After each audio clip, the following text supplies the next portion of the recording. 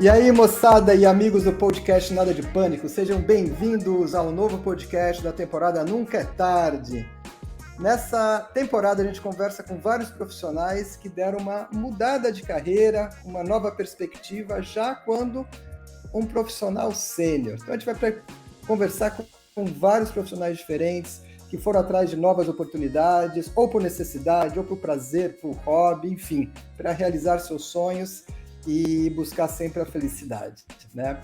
E você, se está vendo a gente no YouTube, dê seu joinha, né? Clica lá para seguir a gente também, para você não perder nenhum episódio. E da mesma forma, quem está só nos ouvindo, né, nas plataformas de podcast, também siga a gente para você sempre não perder, né, os episódios que a gente coloca, tá bom? E claro, fique à vontade de compartilhar aí com seus amigos, parentes, vizinhos, enfim, com as pessoas que possam se beneficiar do conteúdo que a gente traz no Nada de Pânico. Eu sou Ricardo Manda, eu sou o host do Nada de Pânico e hoje eu tenho o prazer de receber uma bancada carioca, meus amigos Eduardo Conde e Michel Girardias, galera do Rio de Janeiro aí, daquela terra maravilhosa. E hoje, nesse episódio, eu tenho o grande prazer de receber o Marcelo Spaziani de São Paulo. O Spaziani, depois passa, me corrija alguma coisa, hein? Teve uma carreira de mais de 32 anos de IBM, ocupando diversos cargos executivos, inclusive VP de vendas Latinoamérica, e deixou, né, o mundo da gigante tecnologia para se tornar CEO e co-founder do Dux Group, que é uma empresa de produtos químicos. Spaziani é formado em engenharia civil pela PUC Campinas, fez MBA empresarial pela Fundação Dom Cabral e administração de instituições financeiras pela FGV. Então vamos começar. Spaziani, grande prazer te receber aqui. A gente trabalhou junto em vendas há mais ou menos 32 anos, muito tempo. Fica à vontade de fazer seus comentários iniciais. Não, em primeiro lugar, obrigado aí pelo convite. É um prazer estar aqui com vocês, Ricardo, Michel e Conde. É um prazer enorme estar com vocês. Espero poder contribuir, né, com essa jornada que você falou, contando um pouquinho aí da transição de carreira, né? Eu fiquei 33 anos na IBM, como você comentou, passando por diversas áreas. E quando saí durante a pandemia e já tinha um plano B, que eu já investia numa empresa química há alguns anos, e aí saí num dia, no dia seguinte estava tocando bumbo em outro lugar, com um desafio completamente diferente, né? Eu sempre fui conhecido na IBM pelo Espada IBM, e eu dizia que o meu maior desafio era me transformar no Espada Dux. Então, estou há 2 anos e meio aí tocando a empresa junto com meus sócios, e vai ser muito legal poder compartilhar essa experiência com vocês. Que legal. E falando um pouco, né, dessa sua transição, acho que a gente vai explorar um pouco mais isso, né? Mas como é que foi sair de um dia da IBM e assumir uma empresa de um segmento totalmente diferente? Como é que foi isso? Que era química, né? Pelo menos eu não manjo nada, não sei quanto que você manja disso.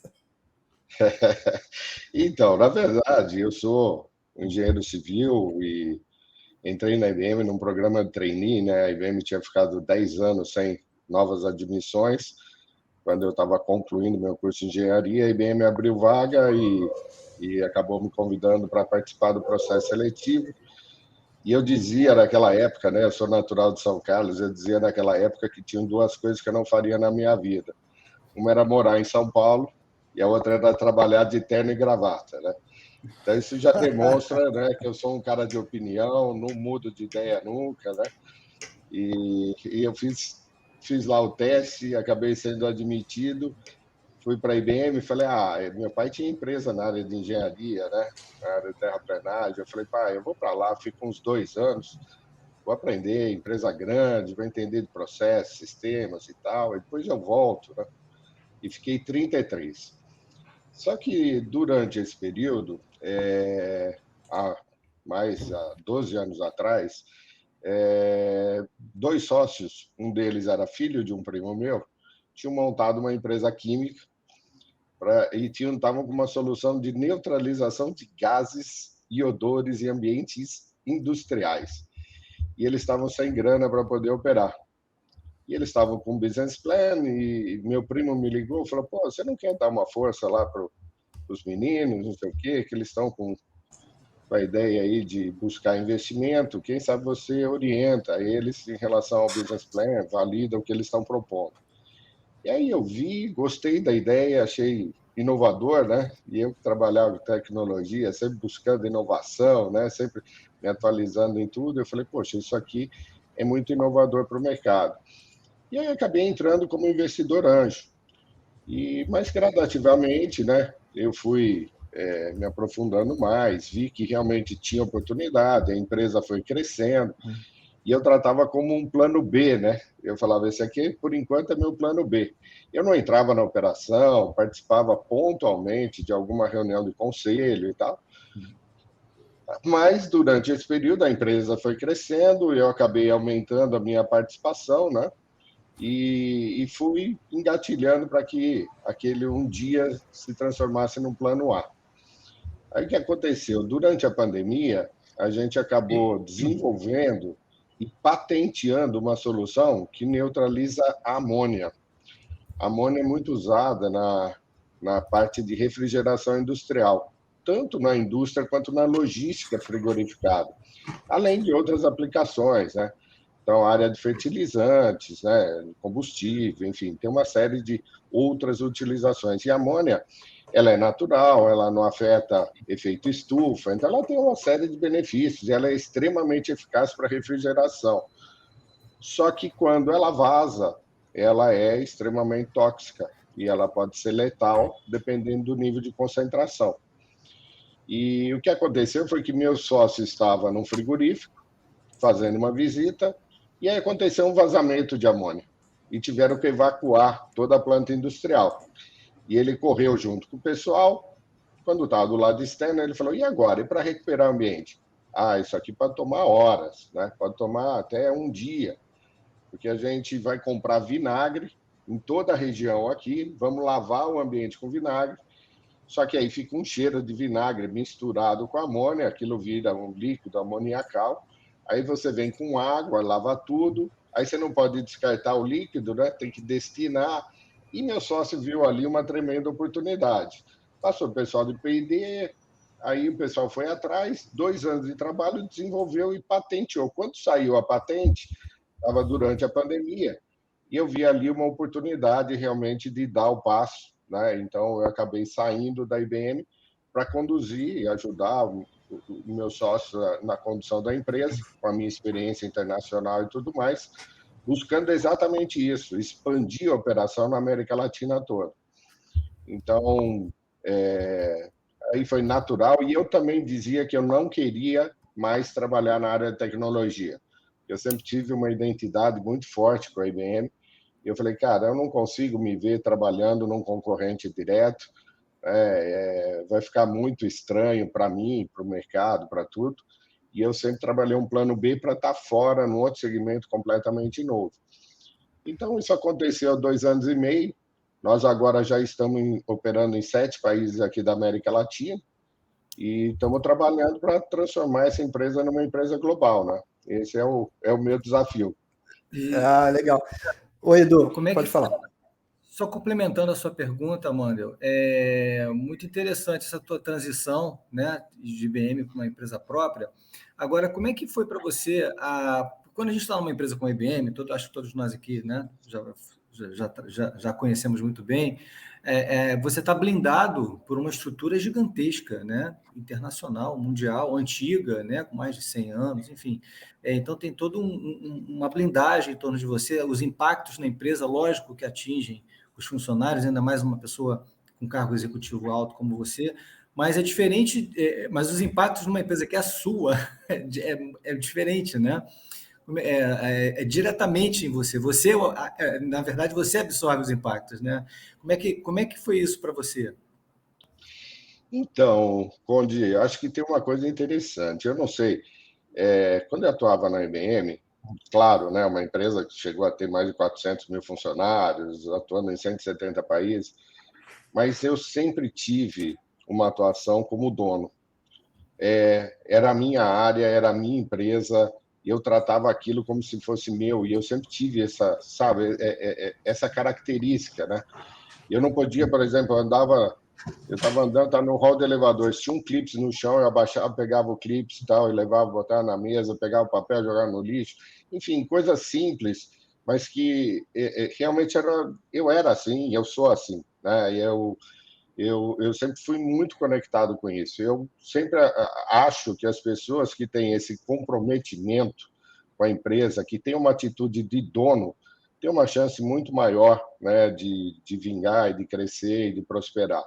Então, isso já era uma coisa. A outra coisa é o seguinte, como você falou, eu, por exemplo, responsável pela operação da IBM na América Latina, todos os trimestres eu assinava um demonstrativo de resultado financeiro, onde eu tinha os meus ativos, né, os meus bens, como garantia de qualquer erro que tivesse naquele resultado. Então, eu tinha um nível de responsabilidade muito forte, muito grande, né? Por isso, obviamente, que os processos de uma empresa como a IBM ajudam muito a te dar tranquilidade, né? Então, a gente sempre trabalhava muito, né? A parte de ética, né? De responsabilidade em tudo que a gente fazia e tudo mais. Mas eu já tinha isso. Então, quando eu venho para uma empresa, que aí sim, eu tenho uma participação, eu sou majoritário e tudo mais, para mim foi uma coisa natural. E meus sócios, assim, graças a Deus, realmente, meus sócios têm um nível de comprometimento muito alto, né? São pessoas que realmente criaram a empresa ou ajudaram, né, no momento que começaram a participar e fizeram com que a empresa crescesse, tem responsabilidade, tem compromisso, enfim, muito daquilo que eu acredito, né? Então, acabou sendo uma transição natural e eu também dizia, né, o nível de responsabilidade que eu tinha na IBM, todos os anos eram bilhões e bilhões de dólares de cota, aquela pressão enorme, né? Resultado, uma empresa americana, multinacional, tecnologia, você imagina, né? O pessoal falava, pô, seu cabelo não fica branco. Eu falava, então, é só ter uma posição tranquila, né, que você fica bem, né? Então era aquela pressão contínua, mas eu sempre assim, eu soube lidar com isso, né? E eu dizia, poxa, se eu ajudei essa empresa a fazer bilhões e bilhões de dólares, e claro que eu sou muito grato à IBM, porque eu cresci, enfim, tudo que eu conquistei eu devo à IBM. De outro lado, eu falei, poxa, está na hora de eu fazer isso para mim também, né? E é isso que eu estou fazendo. E não é olhar o ganho financeiro, mas é olhar como essa empresa pode crescer, como é que a gente pode gerar emprego, como é que a gente pode gerar melhor qualidade de vida para as pessoas, né? Nas indústrias onde a gente atua, porque hoje se fala muito do efeito estufa, se fala muito de emissão de carbono, mas, na verdade, o desafio de emissão de gases é muito maior do que o carbono, né? A gente tem desafios enormes, falei agora da amônia, mas temos desafios enormes com derivados de enxofre, né? Com dióxido de enxofre, com sulfídro, com mercaptanas, gases que são tóxicos e que vão acumulando, né, no meio ambiente, no ar que a gente está respirando, enfim. E isso acaba impactando muito a qualidade de vida das pessoas. E a gente tem soluções biodegradáveis, atóxicas, que transformam esses gases em água e um sal biodegradável. Quer dizer, é uma responsabilidade grande e que a gente pode levar isso para o mundo todo. É uma tecnologia inovadora que pode gerar um bem para a sociedade, enfim. Então, tem muito propósito nisso, né? É nisso que eu acredito.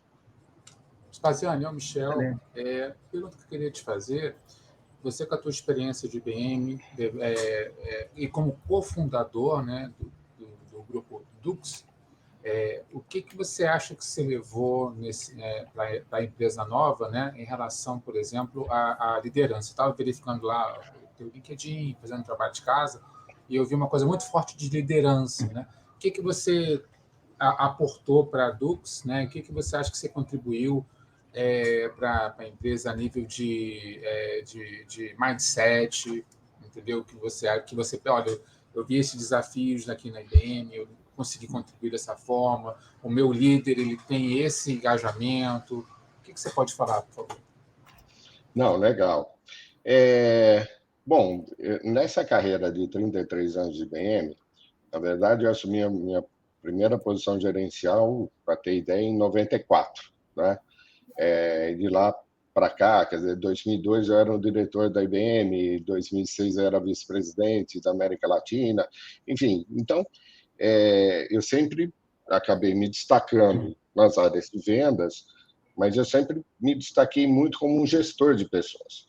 Eu sempre gostei muito de gente, né? Até quando eu fiz o meu MBA na Fundação Dom Cabral, eu tinha lá um guru, né, que é o Mandeli, e ele falava que existem 2 tipos de pessoas, né? O coisólogo e o jeitólogo, né? E um que gosta de coisa e outro que gosta de gente. E eu sempre me vi nessa categoria de gostar de gente. E eu acho que na liderança, muitas vezes, a gente no dia a dia, a gente tem uma posição executiva, a gente tem uma posição de chefia, né? Mas liderança você conquista, né? Liderança você não tem alguém que vai dizer esse é meu líder, né? E então eu sempre pensei assim, né? Eu sempre pensei na minha equipe, e de tratar todos com muita atenção, com muita responsabilidade, com muito carinho, pensando no desenvolvimento e tudo mais de cada um deles. E quando eu venho para a Dux, é claro que eu trago toda essa bagagem. Então, por exemplo, a implementação do sistema de gestão de vendas. A gente mudou completamente a nossa gestão, né? A IBM era extremamente estruturada, com as cadências, né? Aquela coisa, né, que era uma religião. Claro que numa empresa pequena não precisa ser da mesma forma, mas, ao mesmo tempo, tem muita coisa que eu trouxe, né, dessa experiência de IBM para a Dux, e isso fez diferença. As pessoas começaram realmente a perceber que muitos dos problemas que existiam, né, na organização, a gente conseguia resolver trabalhando de uma forma mais sincronizada, tendo as informações reportadas da forma correta, enfim, você começa a ganhar eficiência, né? E então a gente implementou um sistema como esse. Eu trouxe muito essa visão de, olha, a gente está trabalhando em grandes corporações, mas a gente está trabalhando por planta industrial. Vamos tentar trabalhar numa abordagem corporativa, porque o mesmo trabalho que eu tenho para fazer uma unidade, eu tenho para fazer um contrato corporativo, né?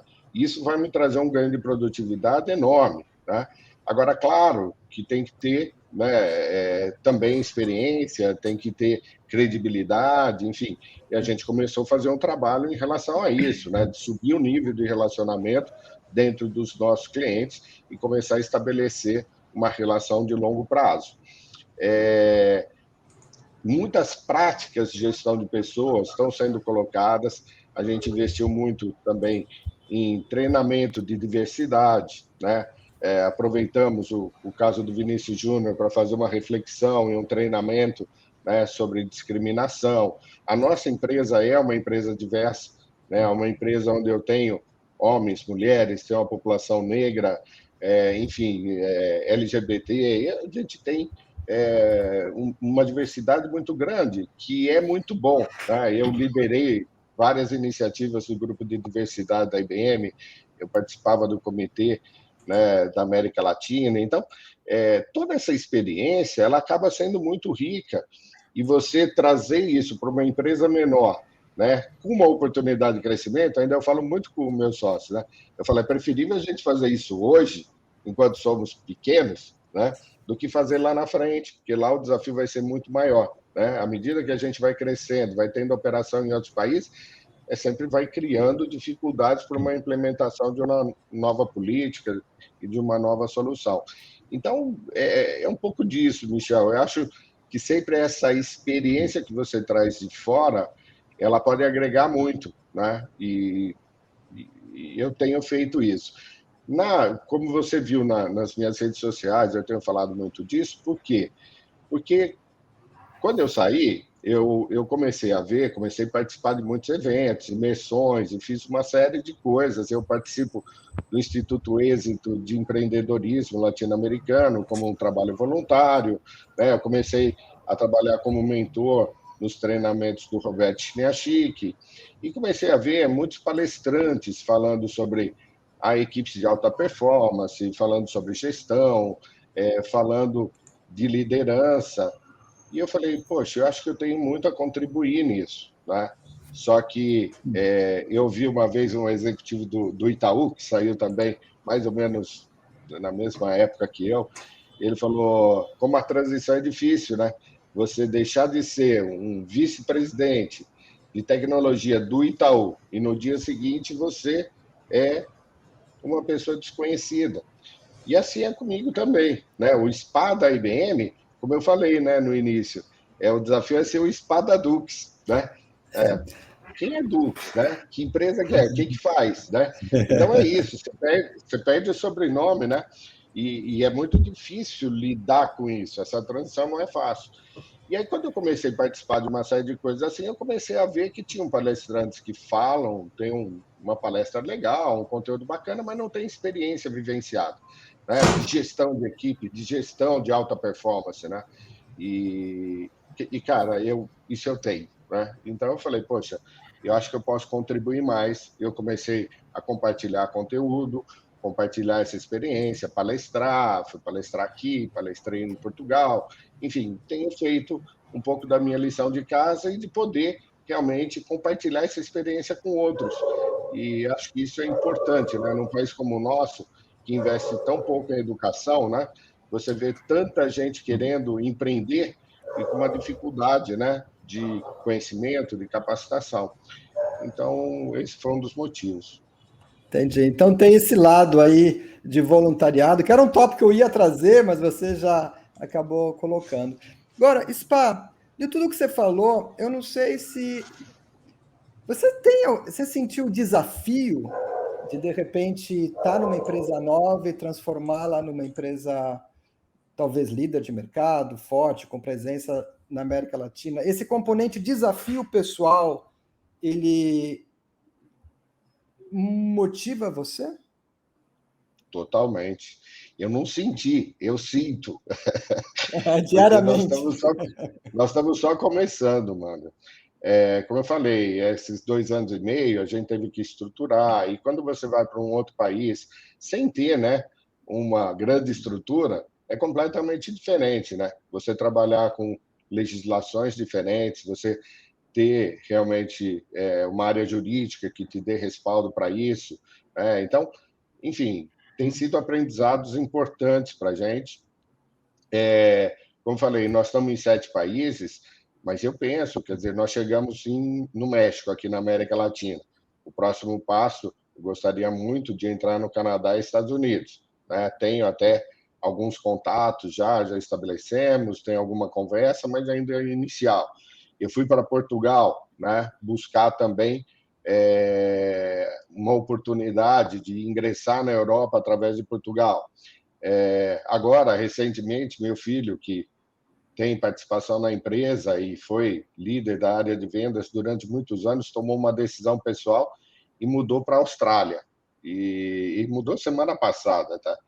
É super recente, mas olha como é curioso, né? Ele foi para lá e ele falou, pai, há um tempo, eu quero tocar minha vida, quero mudar de ares, eu tenho meu sonho. Eu falei, não, tudo bem. Eu falo, só que fique atento, né? Porque pode aparecer alguma oportunidade, a empresa é sua também, né? E você conhece muito e contribuiu demais durante 7, 8 anos que ele atua na empresa. E primeiro final de semana, ele na praia, conheceu um grupo de amigos ali e tal. Aí um australiano falou, poxa, mas o que você fazia no Brasil? Eu falei, não, tem uma empresa química e tal, e tem uma solução que a gente patenteou que neutraliza amônia. Ele falou, cara, o que é isso? Ele falou, não, uma solução biodegradável, a gente transforma em água, sal biodegradável e tal. Ele falou, cara, isso aqui tem uma oportunidade gigantesca na Austrália. Ele falou, eu trabalhei na produção de amônia, né? Ele falou, cara, eu quero te ajudar nisso, quero abrir portas para você. Hoje eu mandei todo o material em inglês para ele, não sei o quê, e vamos começar, enfim, de repente pode sair alguma coisa legal lá. O grande ponto é esse, quando você está trabalhando com inovação, as portas se abrem, né? Você tem a dificuldade de demonstrar, né? Porque tem muita gente que é aquele São Tomé, né? Que é ver para crer, né? Mas, de outro lado, realmente, quando você chega numa grande empresa, por exemplo, a gente começou a homologar a solução aqui em algumas grandes corporações, e aí o pessoal falava, cara, eu nunca vi nada aqui no Brasil, mas eu não escutei nada nos Estados Unidos, no Canadá, na Europa, né? E aí ele vai para a matriz, e a matriz volta e fala assim, cara, não temos nada, homologa aí e traz para cá. Né? Então, nós pegamos uma empresa belga, por exemplo, que a gente está fazendo a implementação agora, no mês de dezembro. Ele apresentou isso na reunião global, na Alemanha, e agora estão todos os países esperando a validação. Né? Feita a validação, abre uma oportunidade de entrar em todos os países onde eles operam. Enfim, então, Mandel, esse negócio só está começando, entendeu?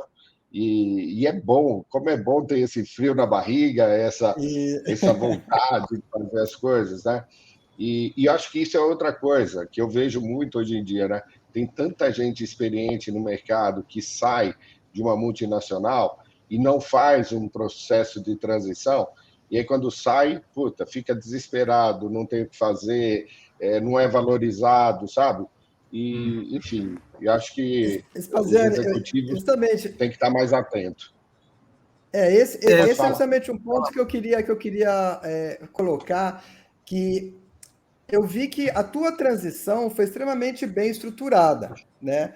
Quer dizer, você começou, de repente, como acionista, participando da empresa, e você foi vendo a evolução, ao mesmo tempo você foi vendo a tua carreira na IBM, né? Então, de certa forma, eu diria que talvez uma minoria faça isso, né? Como você acabou de falar, né? Quais seriam alguns pontos importantes para uma transição de carreira eventualmente ser bem sucedida, na sua opinião?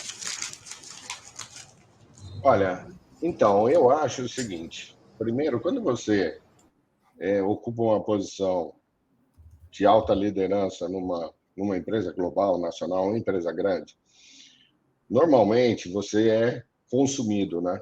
Todo o seu tempo ali, você tem uma dedicação muito grande, você tem um nível de responsabilidade grande, é sempre um desafio, né? Aquela posição que você está gerenciando, está liderando.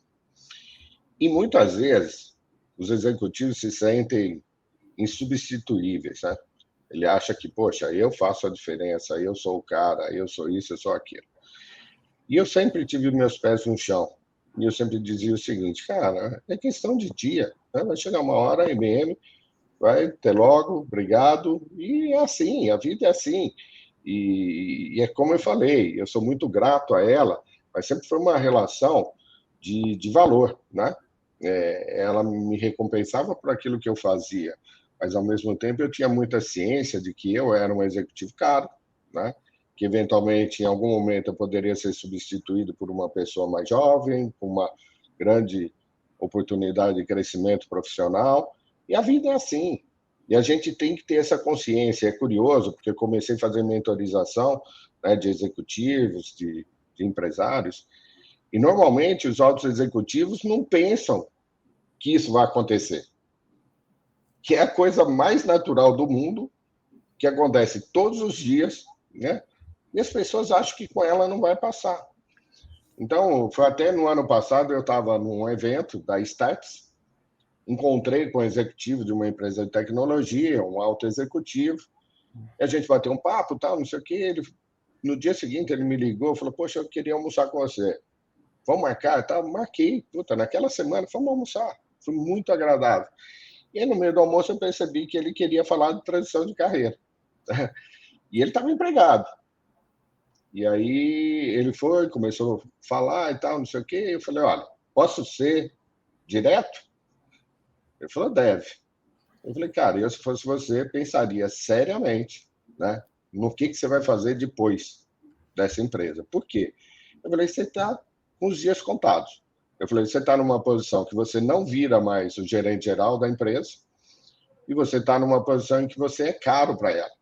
E você está numa posição América Latina, que já não está na operação. Então, você já não tem mais o contato direto com o cliente, você vira muito a estratégia e tal, mas você está fora do dia a dia da empresa, você não tem visibilidade, né, porque você não está à frente da negociação direta, e muitas vezes eu, como América Latina mesmo, eu ia no país, fazia visita com o cliente, mas no momento seguinte, todo o plano de ação que era montado de execução era com o gerente geral do país, não era mais comigo, porque eu não ia estar lá no dia a dia, né?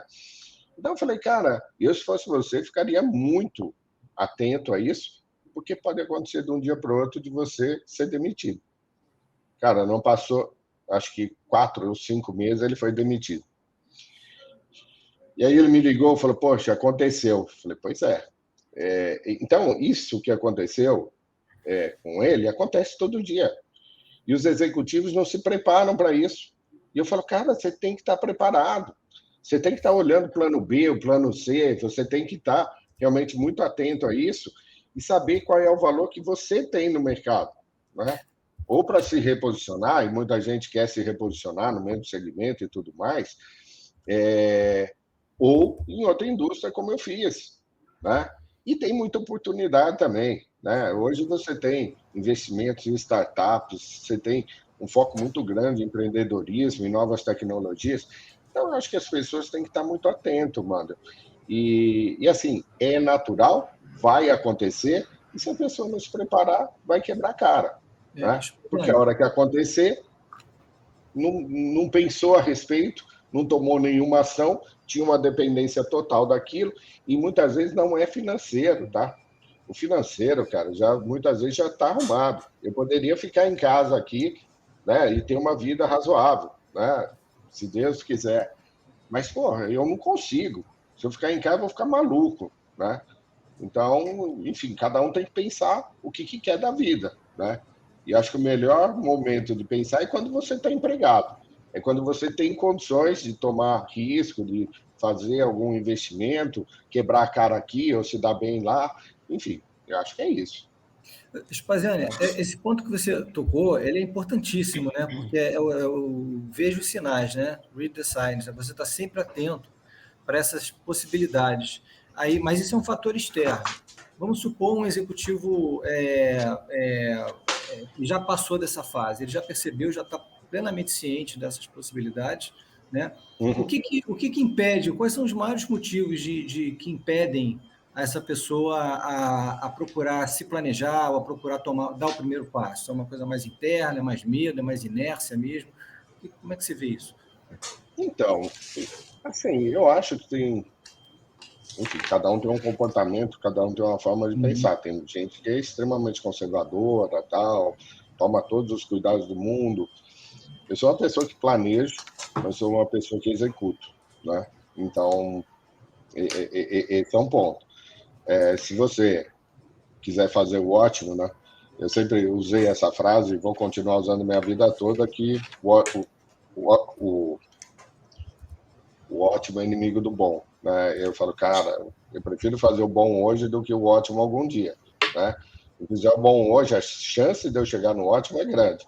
Agora, se eu quiser começar com o ótimo, puta, vai ser um trabalho desgraçado de planejar, de não sei o quê, e as coisas vão mudando, o mercado vai mudando, tudo é tão rápido, dinâmico, que você nunca vai chegar lá, entendeu? Então, enfim, não tem uma fórmula, cara, porque cada um vai pensar de um jeito, cada um teve uma experiência diferente, numa área diferente, mas eu acho que você tem que ter atenção. E eu acho outra coisa, eu sempre falo o seguinte, você tem que se gostar mais do que qualquer outro, né? Então, você tem que buscar isso, por você. Eu sempre falei isso, ninguém nunca vai botar limite de onde eu posso chegar, né? Eu sempre vou trabalhar por aquilo que eu acredito e eu vou perseguir isso, vou me preparar para isso. Então ninguém vai me dizer, você pode ou você não pode, né? E se disser, eu vou procurar outra coisa para fazer, entendeu? Mas por isso que eu falo que é muito característica de cada um. Eu sempre me dediquei muito, eu sempre estudei muito, eu sempre tive muito atento às mudanças de mercado, eu sempre tive posicionamento, né? Tem gente que não se posiciona e tal, e isso tem prós e contras, como tudo na vida, né? Quando você se posiciona, tem gente que gosta e gente que não gosta, né? Mas eu sempre tive opinião, né? E eu falava isso. Na IBM eu falava, cara, eu sou assim, você quer o pacote é esse, né? Se não quer, tudo bem também, né? Vou fazer outra coisa, não tem problema. Mas eu sempre, desde muito novo, eu sempre fui um pouco atrevido, né? Nesse bom sentido, de desafiar a organização, de querer fazer coisas diferentes, de buscar inovação, de mudar. Gestão de mudança era comigo mesmo, né? E tem gente que não. Tem gente que fala, deixa, calma, para que mexer aqui? Né? Se isso está funcionando, para que mudar? Né? E a hora que acontece uma mudança, uma transição de carreira, é muito difícil de absorver isso. Né? Então, enfim, acho que faz parte aí do bolo. Você colocou um ponto muito interessante, né? Você tem que se gostar mais, né? Seria naquele momento de você realmente se valorizar e realmente identificar seus pontos positivos, suas qualidades. Porque mais do que ninguém, você que vai vender seu peixe, efetivamente, né? Então, Exato. Isso eu acho que é realmente muito importante. E eu acho que foi falado, está atento às oportunidades, né, Spa? E hoje, quando você vê, né, a gente está vivendo aí as doenças neurológicas, né? Se fala tanto de estresse, depressão, né? Tanta coisa acontecendo, os burnouts da vida. E muitas coisas que acontecem por isso. Porque as pessoas vão se pressionando, vão se diminuindo, vão se sentindo incapazes, né? E vão dando espaço, né, para esses pensamentos ruins. E nessa hora que eu falo, cara, você tem que se gostar mais. Você tem que realmente conseguir perceber que aquilo está te fazendo mal. Como eu falei, eu sempre tive posição de liderança pesada, um nível de cobrança altíssimo e tal, mas eu nunca tive um processo como esse. Porque eu sempre fui muito assim, eu falava, eu vou me dedicar o máximo que eu puder. E eu tenho que estar tranquilo de que eu fiz tudo o que eu podia. Eu posso sair triste, eu posso sair frustrado, né? Mas eu tenho que sair tranquilo, né? Porque aquilo que eu podia fazer foi feito. Aquilo que a minha equipe poderia ter feito, nós tomamos todas as ações. Então, eu sempre tive muito essa tranquilidade, essa consciência. E isso vem um pouco dessa coisa de se colocar, né, em primeiro plano, né? Eu penso assim, acho que as pessoas têm que se colocar sempre em primeiro plano e numa situação, né, de depressão, de estresse, realmente isso ajuda muito quando você traz para você pensa no valor que você tem, né, na sua identidade. Enfim, eu penso assim e ajo assim, né? Uhum. Legal. Vai lá, Michel, você ia falar alguma coisa? Impressão minha. Não, era mais concordar. O que o Spa está falando é uma coisa que a gente até viu em outras entrevistas, né? Que a mudança, na verdade, ela acontece de dentro para fora. Então, o cara passa por ele tem que ter um autoconhecimento, autoestima, acreditar, são as coisas com A, né? Então, acreditar. Então, e aí ele consegue, de repente, fazer aquele... olhar a situação dele, olhar o que pode ser um plano B, um plano C, se cercar dos cuidados que ele achar necessário. Mas o que a gente está falando aqui é uma coisa que eu também tenho a percepção. Eu acho que no mundo hoje você tem as pessoas com uma baixa autoestima, né? E isso reflete. Então, a pessoa fica desesperada. Mas, graças a gente aí, colocando esses vídeos, o pessoal que tem assistido, acho que está conseguindo pensar algumas coisas bem legais dos entrevistados, né? Mas eu concordo 100% com o Spa. Eu acho que é de dentro para fora. A pessoa ela vai se descobrir e aí sim, como se fosse uma metamorfose. Então, ela vai superar uma dificuldade, vai acreditando e vai levando em frente. Tá? 100%. Isso é.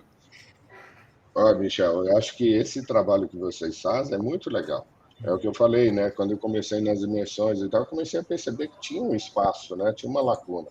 Então, o que vocês estão colocando é muito bacana, porque dá um espaço, né, para pessoas mais sêniores de poder estar comentando as suas experiências, falando sobre as transições. E não é tudo aconteceu a mil maravilhas. Não é assim, né? Eu, por exemplo, eu fui sócio de uma empresa de cosmético e perfumaria. E não deu certo. E está tudo bem, entendeu?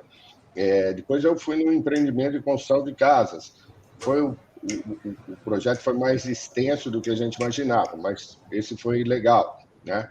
Estou na minha empresa. Eu estou como sócio conselheiro de uma empresa de medicamentos de cannabis, né? Que eu fui convidado para ser conselheiro, e acabei entrando, e é um mercado também com oportunidades impressionantes, né? Ainda semana passada eu recebi uma pessoa lá na Dux, é uma pessoa que está fazendo um trabalho, uma campanha com a gente, uma criação de uma campanha, e ela chegou e estava falando que ela sofreu de fibromialgia, teve acamada aí durante 6 meses, com dores crônicas assim, extremas, começou um tratamento com cannabis e hoje está andando, está se locomovendo, está trabalhando e tudo mais. Então, poxa, você fala, cara, um medicamento de cannabis para doenças neurológicas, né? Enfim, tem uma oportunidade gigantesca. E, mais uma vez, eu falei isso no início sobre a Dux, é aquela coisa de propósito. Né? Quando eu fui convidado para participar da empresa e ver a oportunidade, o mercado, você fala, poxa, além de tudo, a gente pode estar contribuindo, né, para levar qualidade de vida para as pessoas. Né? Crianças que têm epilepsia e que fazem um tratamento com medicamento à base de cannabis, enfim, tem tanta coisa assim que pode ser benéfico para a população, então por que não? Por que não pegar a experiência que eu tenho, ajudando, né, os sócios a crescerem, a expandirem, enfim. Então, é isso. Eu acho que a gente tem que estar muito aberto às oportunidades que vão aparecendo e estar conectado com essa coisa de propósito, porque também, hoje em dia, se trabalhar por trabalhar, já não faria, entendeu? Então, tem que ser uma coisa que vale a pena, né? Acho que as pessoas se veem muito, criam aquela persona do funcionário, né? E se projeta naquilo e coloca em primeiro lugar do que a si mesmo como pessoa, né? E acho que muita gente está começando, acho que as novas gerações, e as antigas também estão começando a perceber isso agora, né? E de se colocar como pessoa em primeiro lugar, né? Que o funcionário, sem uma pessoa estruturada, o funcionário acaba desabando. É isso mesmo. Legal. É isso mesmo. Bem, pessoal, espero que vocês curtindo muito esse papo com o Marcelo Spaziani e certamente aprendendo muito, pelo menos eu estou, né? E eu peço para vocês, né, que estão assistindo, seguirem a gente, curtirem a sua plataforma preferida, seja de podcast, seja no YouTube, e claro, compartilhar aí com as pessoas esse conteúdo, que certamente pode ajudar muitas pessoas. Spa, voltando para você agora, você chegou a entrar em pânico em algum momento na sua carreira, nesses últimos anos? Essa é uma pergunta bem interessante que você está fazendo. Eu vou contar uma coisa aqui que eu falei para poucas pessoas. Né? Quando eu fiz a transição da IBM para a Dux, está no meio da pandemia. E a gente estava com essa solução para amônia. E aí, o que aconteceu? Hoje, a maior base de clientes que a gente tem é da indústria alimentícia.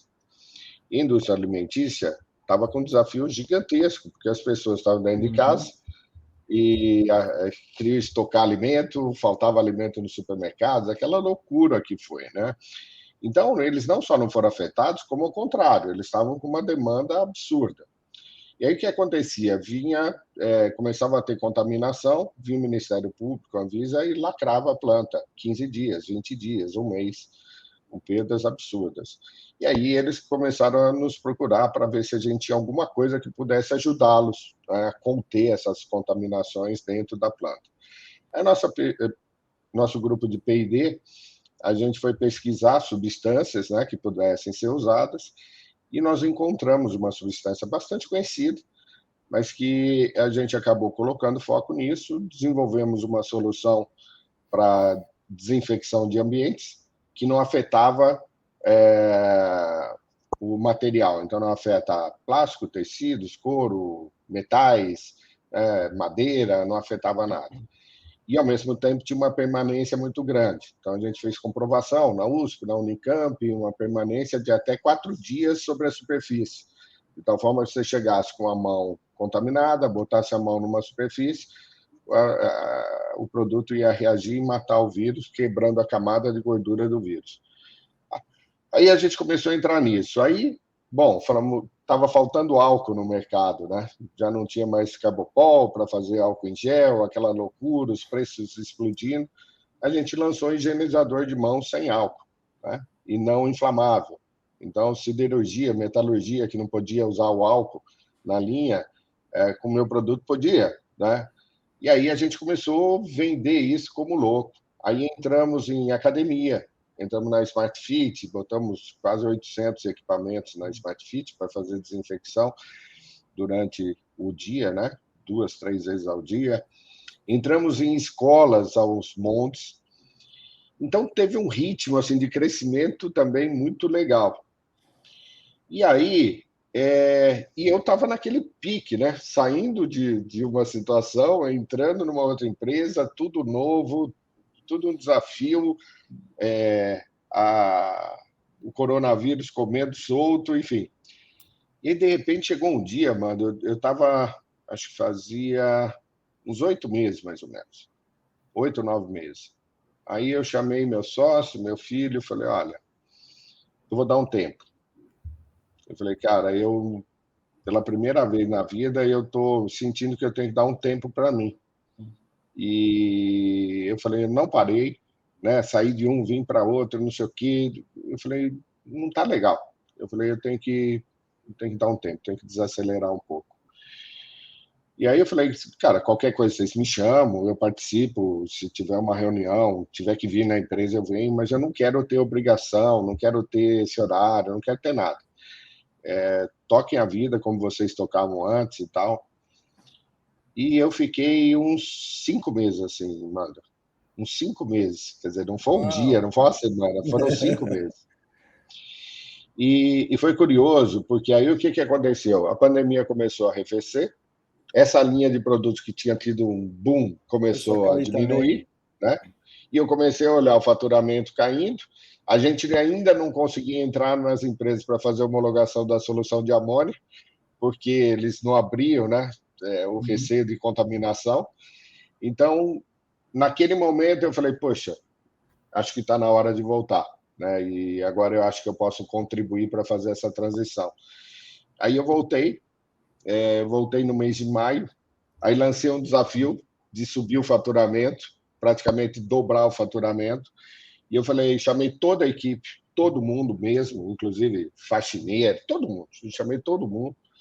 Falei, galera, é o seguinte, eu falei, eu quero voltar a faturar o que nós faturamos durante a pandemia e eu quero lançar um desafio aqui para vocês. Se a gente voltar a faturar o que nós faturamos, que era tanto, eu falei, eu vou levar todos vocês para um hotel all inclusive com os familiares, né? Com a esposa, marido, filhos e tal. Nunca a empresa tinha feito isso na vida, né? E quando eu lancei, ainda um funcionário virou e falou assim, pô, Marcelo, mas lá é Marcelo, né? Pô, Marcelo, mas você acredita em, em alinhamento dos planetas. E eu falei, cara, eu sou um cara otimista pra caramba, eu acredito em alinhamento dos planetas, Papai Noel, Coelhinho da Páscoa, eu acredito em tudo, cara. Eu sempre fui otimista e vou continuar sendo. Eu falei, sabe por que eu acho que nós podemos? Eu falei, porque vocês estão trabalhando para isso. Aí peguei pipeline de oportunidades, apresentei, falei, cara, se a gente fizer isso, isso, isso, a gente volta a faturar. 2 meses depois, no mês de julho, nós atingimos o faturamento de novo e fomos o segundo semestre inteiro nesse patamar de faturamento. Aí eu levei todo mundo para um hotel e tal, lancei um novo desafio, que há um mês atrás eu já anunciei que atingimos, então agora dia 15 de dezembro estou levando todo mundo de novo, né? E então é isso, essa coisa de se desafiar. Ao mesmo tempo, foi importante para mim essa parada, cara, porque quando eu parei, desacelerei, tal, botei os pés no chão e tal,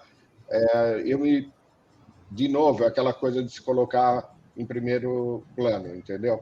Eu vi que eu precisava daquilo. E se eu não tivesse feito, talvez tivesse tido um burnout, talvez tivesse tido um problema maior.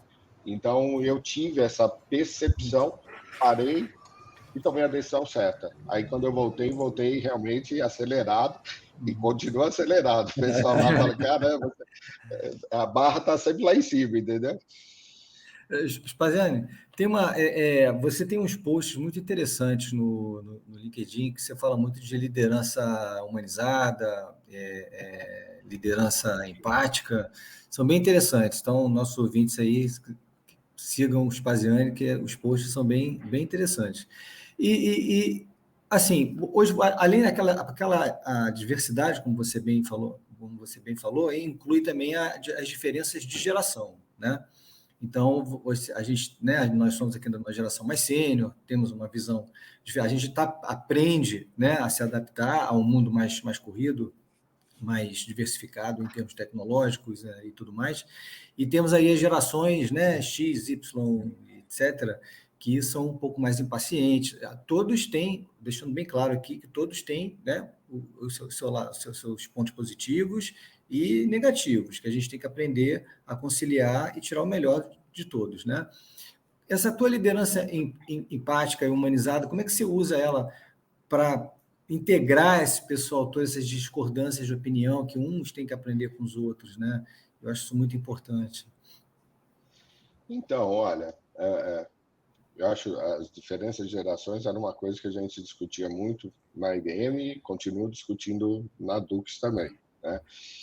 E é claro que as gerações, né, o pessoal mais novo, é um pessoal que é extremamente ambicioso, né? Eles entram na empresa, no dia seguinte eles acham que já pode estar sentado na sua cadeira, que já sabe tudo e tudo mais. Ao mesmo tempo, é um pessoal que é muito atento, né? É um pessoal que está conectado o tempo todo, está bem informado. Então, eu acho que isso é muito legal. E você ter esse mix, esse balanceamento, eu acho que é bacana. Eu falo muito da gestão humanizada, porque hoje em dia a gente fala muito de inteligência artificial, fala muito de automatização do processo, a gente fala de muita coisa, mas eu acredito muito ainda na gestão de pessoas. Eu acredito muito no olho, eu acredito muito numa conexão, ainda que seja virtualmente, né? Mas eu prefiro fazer um vídeo do que falar no telefone, né? Porque eu gosto quando as pessoas estão olhando e vendo, né, a minha expressão, meu body language. Então, eu acredito muito nisso. Também acho que, à medida do possível, né, e cada vez essa pandemia mudou muito a forma de trabalho, mas ter um contato pessoal, eu acho que vale a pena, né? Ainda que seja de tempo em tempo, eu acho que vale muito a pena, né? Você ficar só no virtual, você perde muito cultura da empresa, você perde muita coisa, né? Então, eu acho que a gente tem que estar muito atento a isso. Agora, essas diferenças de gerações, eu acho que elas são, primeiro, é a realidade da nossa sociedade, e segunda coisa é que a gente tem que tirar proveito dos dois lados, né? Os experientes com as coisas que já vivenciaram, que experimentaram, com as cicatrizes, né? Com os cabelos brancos e tudo mais, e ao mesmo tempo da vontade, né? Da agressividade dos jovens de querer fazer e tudo mais, né? Então, eu acho que essas coisas são legais, e quando você consegue ter esse mix, e aí, de novo, isso tem tudo a ver com diversidade, né?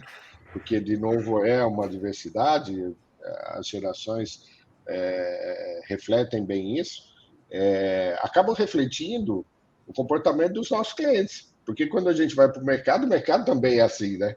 Você vai encontrar gente jovem, você vai encontrar gente com experiência. Também é diverso.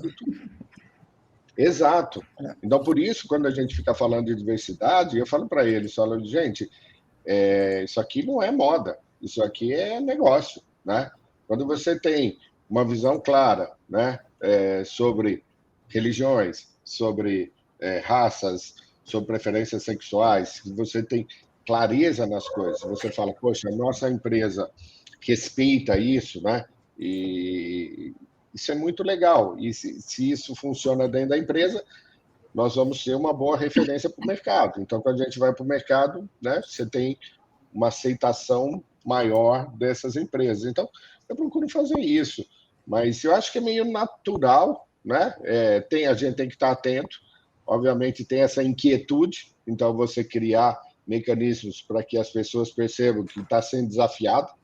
Aliás, Conde, eu acho que isso, eu com tanto tempo de IBM e tal, em ambiente corporativo, a grande maioria das pessoas que, quando saíam por falta de desafio, né? Elas não saíam por um problema salarial, não saíam muitas vezes por achar que não estavam sendo desafiadas, né? Que não estavam crescendo, né? Então, acho que essa preocupação a gente tem que ter e tem que estar, ao mesmo tempo, reconhecendo e comemorando, né, os atingimentos de cada um e da equipe também, né? Isso também eu sou muito atento a isso. Eu sempre promovi muito isso, premiei muito, né? Levava o pessoal para viajar, levei para Cancún, levei para o México, levei para a Bahia, levei para tantos lugares e sempre botando a barra lá em cima, né? E eu falava, cara, assim, fazer o que a gente tinha que fazer é obrigação, né? Agora, fazer um algo a mais, a gente vai reconhecer. E eu sempre briguei por isso e sempre fiz. Lá na empresa e agora estou fazendo na Dux, fazer do mesmo jeito. Eu falo, cara, bota a meta, atingimos, vamos comemorar, vamos realmente reconhecer os melhores performadores, né? Eu acho que isso é um negócio bacana. Spaziano, ouvindo você falar, a gente vê claramente várias ações estão muito ligadas à IBM, né? Daquilo que você passou como executivo lá, agora na sua empresa. Agora, eu queria voltar um pouquinho no momento que você falou que você quis dar um tempo, né? Que você precisava dar um tempo para se reequilibrar. E como é que está hoje, vamos falar assim, o teu work-life balance, tá? Porque a gente sabe como é na IBM, aquela vida de executivo com uma pressão muito grande. Hoje, certamente, você tem essa pressão, uma pressão diferente agora como CEO. Mas como é que você conseguiu chegar num bom equilíbrio em termos de work-life balance? Como é que você leva isso? Eu acho, Manuel, que sempre, a minha carreira inteira, a minha vida inteira, eu tive isso bem equacionado. Isso não quer dizer que eu não trabalhei muito, mas quer dizer que eu sempre trabalhei com qualidade. Eu me lembro, por exemplo, meus filhos, né? Quando eles eram pequenos, eu acordava cedo, eu preparava o café da manhã, eu vestia minha filha, principalmente, que era pequenininha. Eu tinha o desafio, porque muitas vezes ela queria que eu fizesse uns arranjos no cabelo dela, então eu treinava na noite anterior, né? O que ela queria, e eu treinava para ver como é que ia ficar, não sei o quê. No dia seguinte tinha que executar aquilo, levava para a escola. Aí eu ia trabalhar, trabalhava o dia inteiro, voltava à noite, tarde. Quando eu chegava, eles estavam me esperando para botar eles para dormir. Quando eu ia botar para dormir, normalmente eu ia contar uma história, né? Só que eu não ia ler uma história, eu ia criar uma história ali na hora, né? Então, eu costumo dizer que esse balanceamento de vida pessoal e profissional não é tanto a quantidade, mas é a qualidade, né? Então, isso sempre me deu tranquilidade. Nas coisas importantes, por exemplo, dos meus filhos, eu sempre estava. Uma vez eu não estive. A minha filha foi fazer uma apresentação de teatro, era pequenininha, aqueles teatros infantis, e eu não estava, eu estava viajando. Aí minha filha chegou para mim, quando eu cheguei da viagem, falou, pai, você não foi, não sei o quê. Ó, pai, eu vou fazer uma outra apresentação dia 29 de novembro. Eu lembro até hoje o dia. Ela falou, põe na sua agenda. E eu pus. Uma semana antes aparece uma viagem para o México. E aí eu peguei o pessoal e falei, gente, eu posso ir, só que dia 28 eu tenho que voltar, porque dia 29 eu tenho um compromisso pessoal e eu tenho que estar no Brasil. Ok. Bom, no dia 28, Cidade do México, né?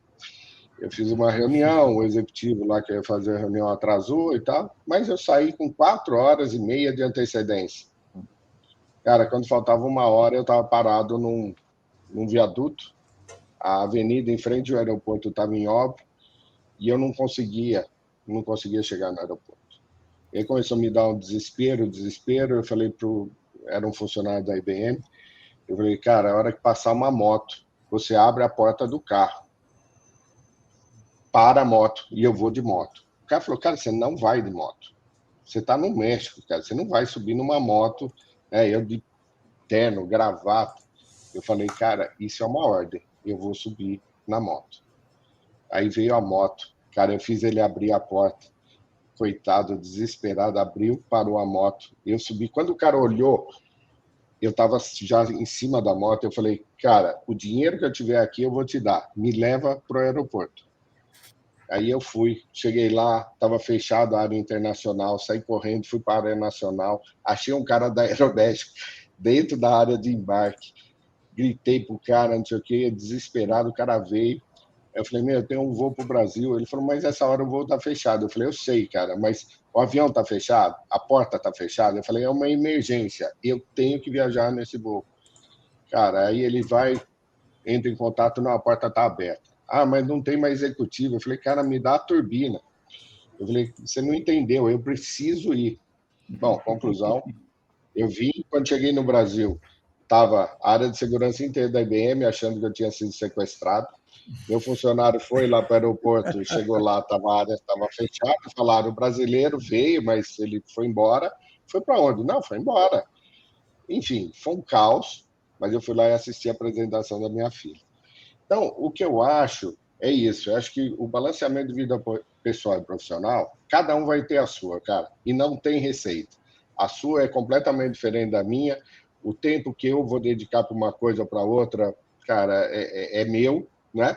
E o seu vai ser diferente, e cada um tem que respeitar. Agora, o que é importante é que você faça as coisas realmente, sabe, com amor, com carinho, com dedicação, e que você esteja satisfeito com você mesmo. Então, eu acho que essas são as coisas mais importantes. Tem uma história que eu conto e que eu normalmente me emociono quando eu conto, mas eu espero não me emocionar.